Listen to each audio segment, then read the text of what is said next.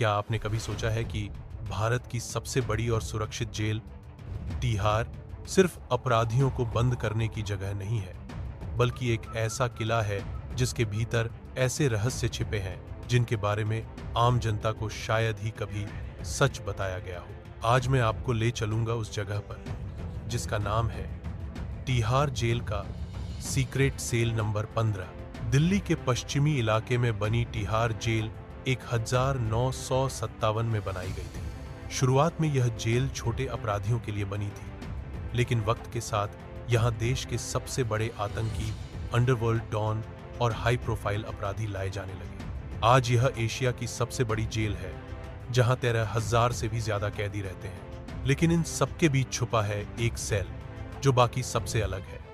Cell number 15। Cell 15 एक high security isolation cell है।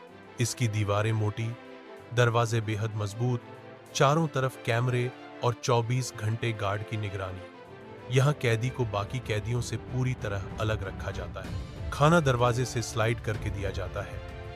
बातचीत की कोई सुविधा नहीं और कभी महीनों तक इंसान किसी से बात तक नहीं कर पाता। यह सिर्फ जेल नहीं बल्कि एक मानसिक सजा है।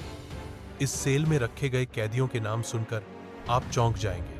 2001 के संसद हमले का दोषी अफजल गुरु यहीं रखा गया था और 2013 में उसकी फांसी भी यहीं से हुई। 26/11 मुंबई हमले का आतंकी अजमल कसाब भी इसी सेल में रहा, जहां उसकी हर सांस पर नजर रखी जाती थी। दाऊद इब्राहिम के करीबी और अबू सालेम जैसे अंडरवर्ल्ड डॉन भी इसी सेल में रहे।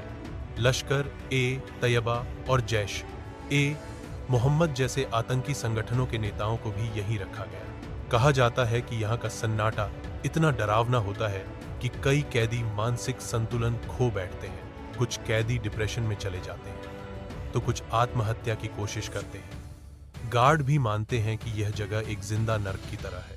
रात के समय कैदियों की चीखें और बेचैनी यहाँ का माहौल और भी खौफनाक बना देती है। सेल 15 के बारे में सरकार और प्रशासन हमेशा चुप रहते हैं। मीडिया जब भी सवाल करती है तो जवाब अधूरा होता है।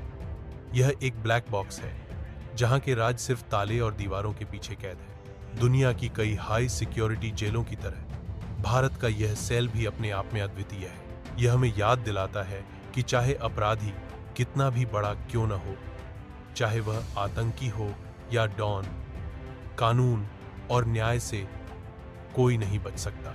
दोस्तों, आपको क्या लगता है, ऐसे सीक्रेट सेल की जानकारी जनता तक ज्यादा खुलकर पहुंचनी चाहिए या नहीं? अपने विचार जरूर बताइए। अगर यह कहानी आपको रोचक लगी हो तो चैनल को सब्सक्राइब करें और वीडियो को शेयर करना ना भूलें।